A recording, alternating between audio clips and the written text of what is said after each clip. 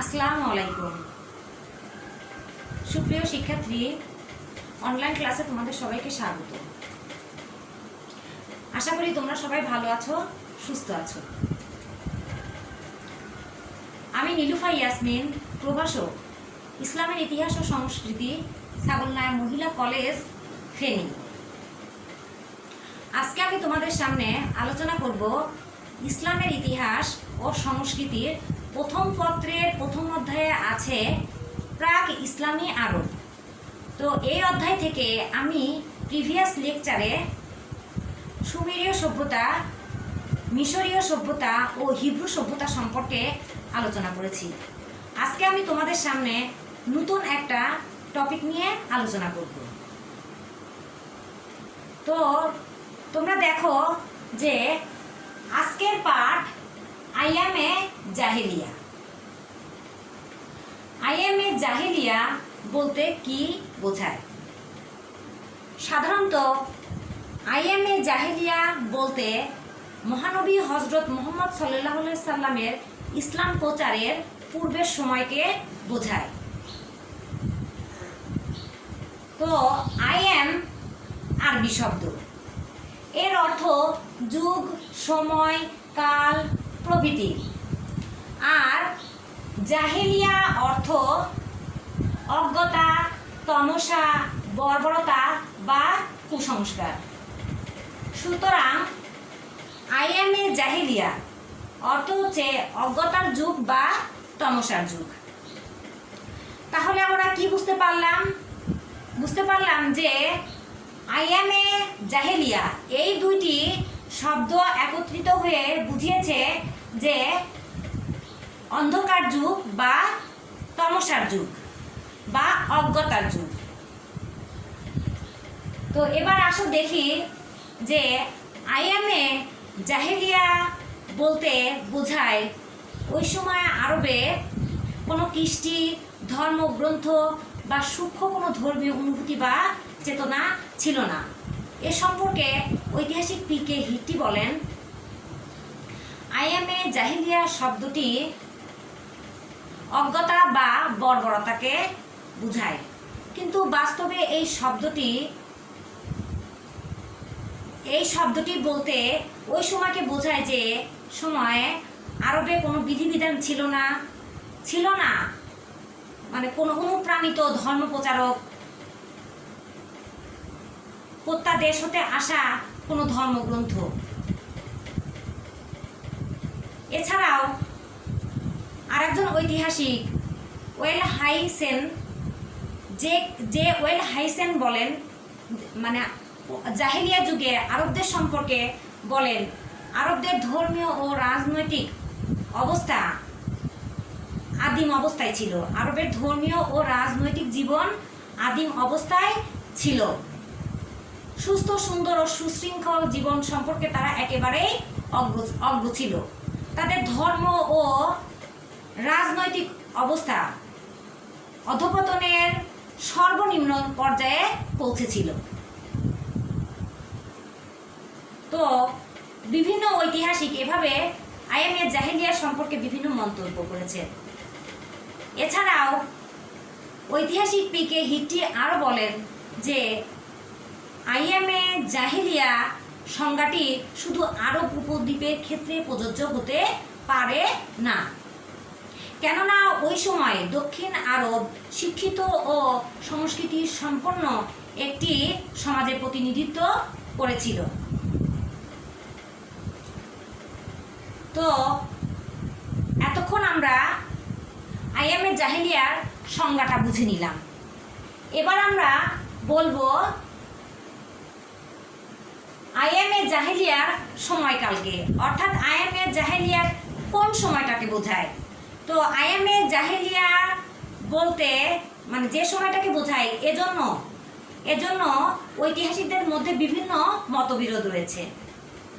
কোনো ঐতিহাসিক মনে করেন যে হজরত আদম আলাইহিস সালাম সৃষ্টির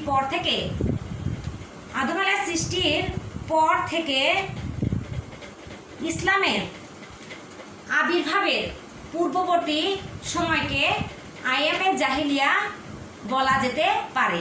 অর্থাৎ এই দীর্ঘ সময়কে আদম আলাইহিস সালামের সৃষ্টির পর থেকে মানে ইসলামের আবির্ভাব বা মুহাম্মদ সাল্লাল্লাহু আলাইহি ওয়াসাল্লামের নবুয়াতের পূর্বের সময়কে বুঝিয়েছে।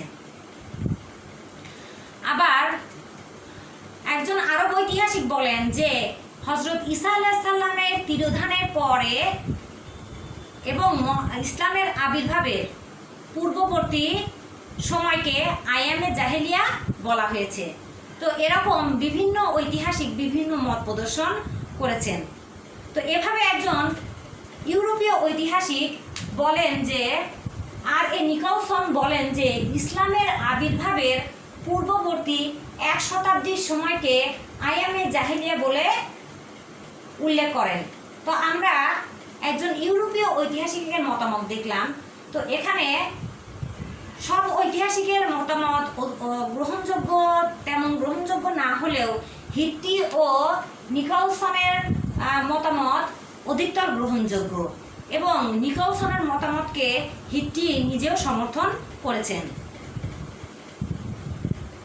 তো আমরা এতক্ষণ আয়ামে জাহেলিয়ার সংজ্ঞা সম্পর্কে জানলাম এবং তার সময়কাল সম্পর্কে জানলাম। তো সময়কাল এখানে নিকলসন ইসলামের আবির্ভাবের পূর্ববর্তী 1 শতাব্দী। তো আমরা ধরো ইসলামের আবির্ভাব হয়েছিল কত সালে? ইসলামের আবির্ভাব অর্থাৎ আমাদের প্রিয় নবী হযরত মুহাম্মদ সাল্লাল্লাহু আলাইহি সাল্লাম নবুয়ত প্রাপ্ত হন 610 খ্রিস্টাব্দে। তো এই 610 খ্রিস্টাব্দকে ধরতে হবে।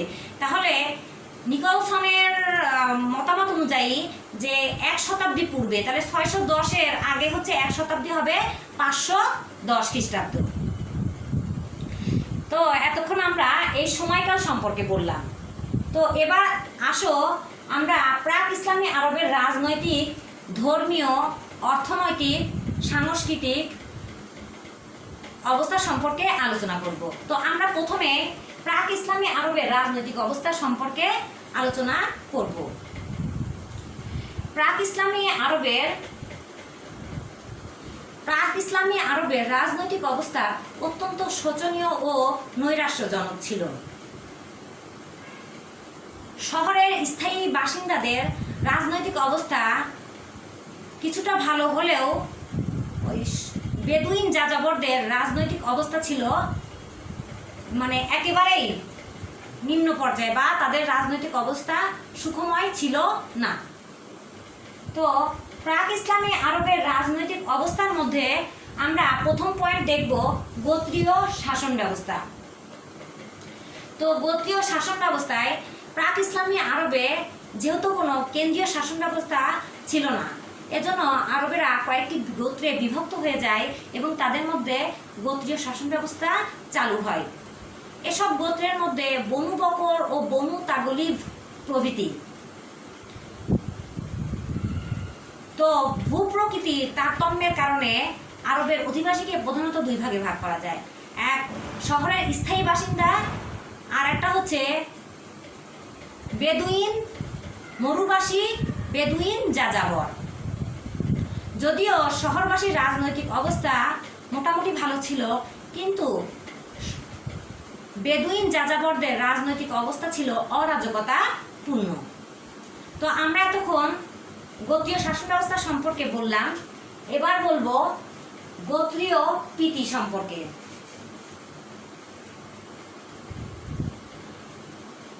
বেদুইন আরবের মূল অনুপ্রেরণা, মানে গোত্রীয় প্রীতি ছিল বেদুইন আরবের মূল অনুপ্রেরণা। এ সম্পর্কে ঐতিহাসিক পিকে হিট্টি বলেন যে এ সময়ের সদস্যদের গোত্রের প্রতি দাবি এতটাই প্রবল ছিল যে গোত্রের প্রয়োজনে কোনো ব্যক্তি তার স্ত্রীকেও ত্যাগ করতে পারত। গোত্রের প্রতি তাদের এই অকৃত্রিম ভালোবাসা ও আনুগত্যকে আসাবিয়া বলা হয়। অর্থাৎ গোত্রপ্রীতি যাদের ছিল তাদেরকে কি বলা হয়? আসাবিয়া। আমি এখানে লিখে দিচ্ছি, তোমরা দেখো,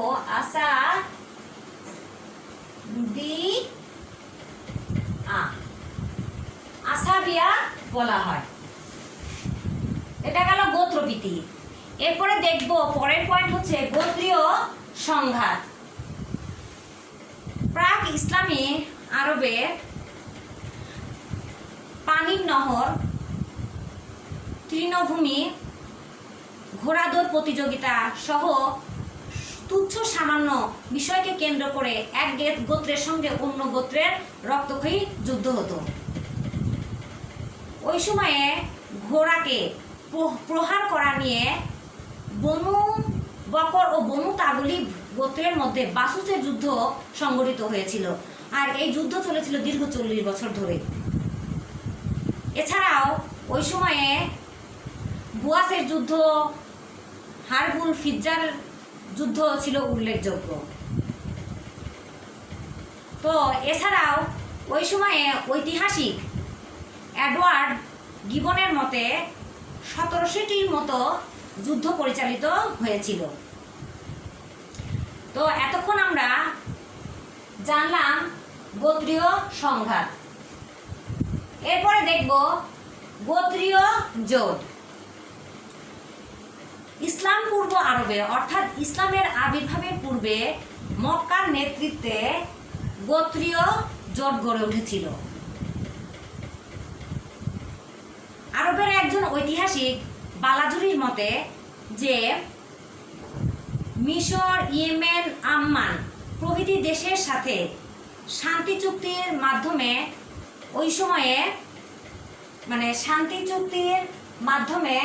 ওই সময়ে সত্যিকার অর্থে একটা গোত্রীয় জোট বা কমনওয়েলথ প্রতিষ্ঠিত হয়েছিল। বিভিন্ন দেশের সাথে শান্তি চুক্তির মাধ্যমে তারা যে জোট গঠন করেছিল এটাকে বলা হয়েছে গোত্রীয় জোট বা কমনওয়েলথ। শেখ বা গোত্র প্রধান। প্রাক ইসলামী আরবের অধিবাসীরা যেহেতু গোত্রে বিভক্ত ছিল, প্রত্যেক গোত্রে একজন করে দলপতি ছিল, আর এই গোত্রের দলপতিকে বলা হতো শেখ। বয়স, বুদ্ধি, বিচক্ষণতা ও আর্থিক সচ্ছলতার উপর ভিত্তি করে এই শেখ নির্বাচিত হতো।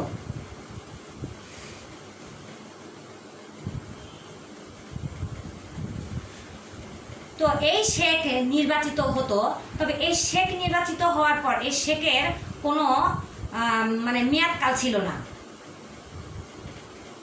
শেখের কর্মদক্ষতা ও গোত্রের নির্বাচক মণ্ডলীদের সন্তুষ্টির উপরে এই শেখের মেয়াদকাল নির্ভর করত।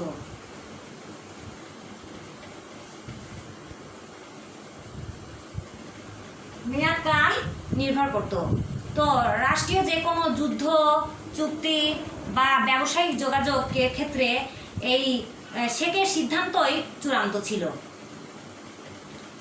তো গোত্র আমরা প্রাক ইসলামী আরবের অর্থাৎ ইসলাম প্রতিষ্ঠিত হওয়ার পূর্বে তাদের গোত্র প্রধান সম্পর্কে জানলাম।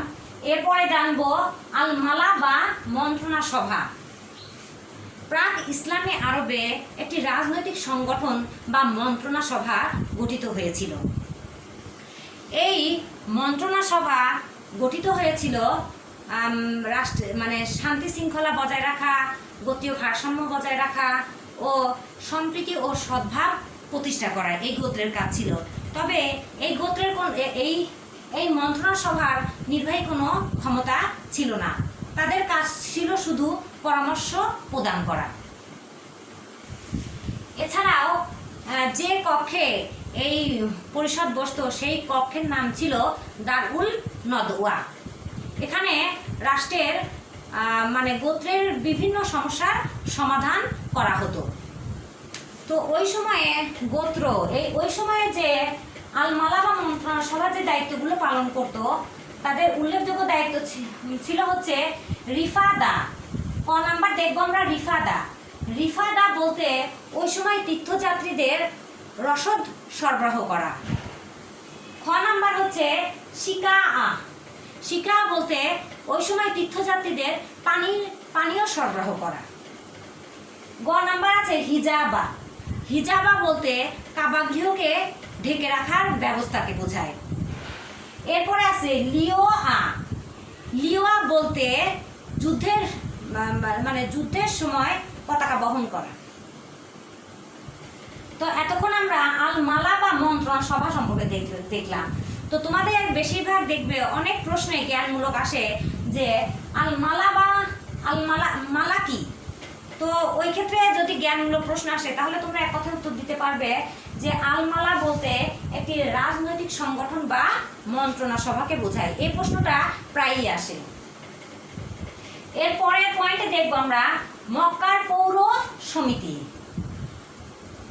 প্রাক ইসলামী আরবে নাগরিক ও তীর্থযাত্রীদের সুযোগ সুবিধা নিশ্চিতকরণের জন্য ওই সময় মক্কায় একটি পৌর সমিতি গঠন করা হয়েছিল এবং এই সমিতিতে তীর্থযাত্রীদের পানির ব্যবস্থা করা, তাদের রসদ সামগ্রীর ব্যবস্থা করা, তাদের সুযোগ সুবিধার দিকে খেয়াল রাখা এই পৌর সমিতির কাজ ছিল। এরপরে দেখব বিচার ব্যবস্থা। প্রাক ইসলামী আরবের লোকেরা সরকার গঠন বা শাসন ব্যবস্থা সম্পর্কে তারা একেবারেই অজ্ঞ ছিল। এজন্য তারা কোনো সঠিক শাসন ব্যবস্থা প্রতিষ্ঠা করতে পারেনি। ওই সময় শাসন ব্যবস্থা ছিল জোর যার মূল্য তার, এ নীতি প্রচলন ছিল। অর্থাৎ রক্তের বদলে রক্ত, চোখের বদলে চোখ, দাঁতের বদলে দাঁত নীতিতে তারা বিশ্বাসী ছিল। তবে কোনো কোনো ক্ষেত্রে ব্লাড মানি বা আলদিয়াতের মাধ্যমে হত্যাকারী মুক্তি লাভ করতে পারত।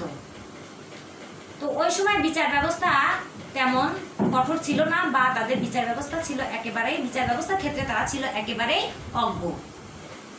তো ছাত্রীরা, আমরা সর্বশেষ যে পয়েন্টটা দেখলাম সেটা হচ্ছে বিচার ব্যবস্থা।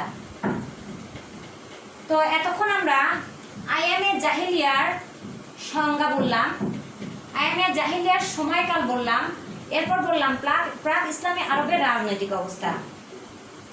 তো প্রাক ইসলামী আরবের রাজনৈতিক অবস্থা দেখলাম।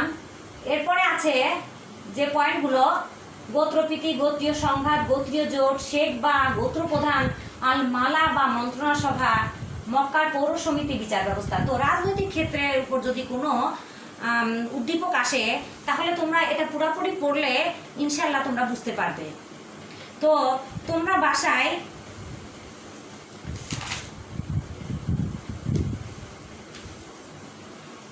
বাসায় প্রাক ইসলামী আরবের গোত্রীয় শাসন ব্যবস্থার চিত্র তুলে ধরবে। এই কাজটা তোমরা নিজেরাই বাসায় করবে।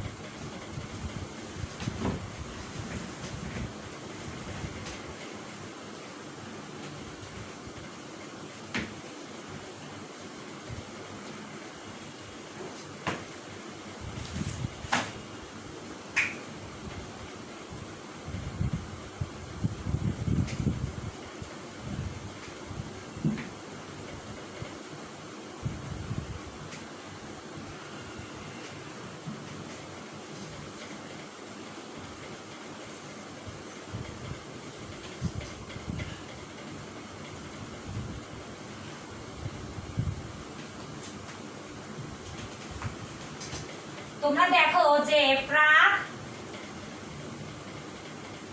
ইসলামী আরবের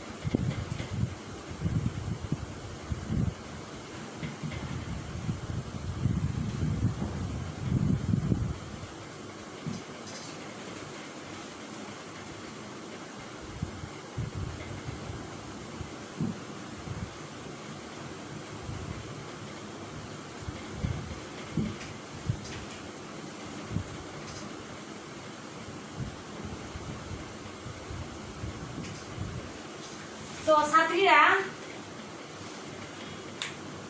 তোমরা খেয়াল করো যে প্রাক ইসলামী আরবের গোত্রীয় শাসন ব্যবস্থার চিত্র তুলে ধরো। 2 নাম্বার যেটা, সেটা প্রাক ইসলামী আরব সমাজে আসাবিয়া কিভাবে কার্যকর ছিল, উদাহরণ দাও। তো আমি এতক্ষণ যে লেকচার দিয়েছি, আশা করি তোমরা এটা ভালোভাবে দেখবে, পাশাপাশি তোমরা বাড়িতে এই কাজটা করবে, তাহলে তোমরা এই প্রশ্ন সম্পর্কে পুরোপুরি ধারণা পেয়ে যাবে। যেভাবে উদ্দীপক আসুক তোমরা অ্যান্সার করতে পারবে। তো আজকে এই পর্যন্তই, সবাইকে ধন্যবাদ। সবাই ভালো থাকবে। আল্লাহ হাফেজ।